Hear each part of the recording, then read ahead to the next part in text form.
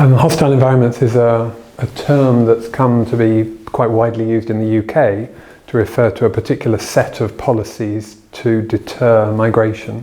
We should understand it as having a much longer historical context, focused on policies of deterrence. So essentially focused on creating a spectacle around the border, both to stop people coming who haven't yet left, who are thinking of coming, and to reassure a population that is concerned about migration that the government is doing something proactive about responding to migration.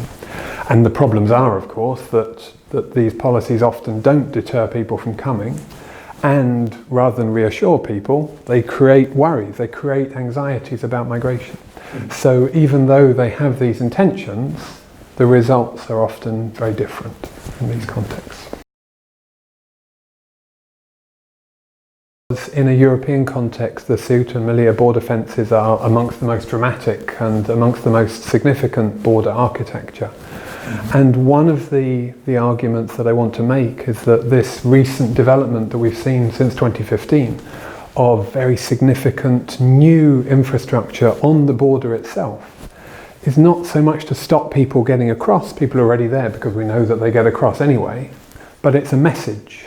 It's a form of deterrence to communicate with people who are some distance away, not to think about coming, and a message to the populations within those countries that something is being done.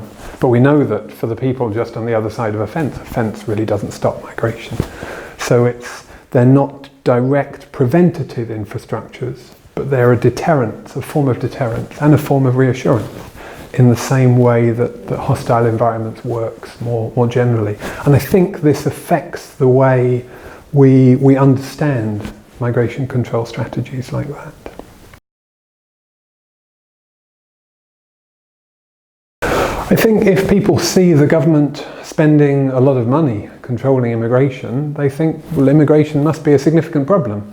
Even in most cases, if we look numerically, undocumented migration is not that significant, even in 2015. And in 2015 the numbers rose significantly, but the arrivals in 2015 were less than 0.5% of the population of the European Union. It was a small shift in population that really didn't merit the sort of crisis narrative that we had. And now, of course, the numbers have fallen very, very significantly. So those sorts of concerns are not really warranted by the objective characteristic of the situation. Yet this effort to build fortifications highlights a concern which is not necessarily warranted. So in that case, it fuels this sort of more populist rhetoric that immigration is something we should be concerned about, when really it's not worth that level of concern.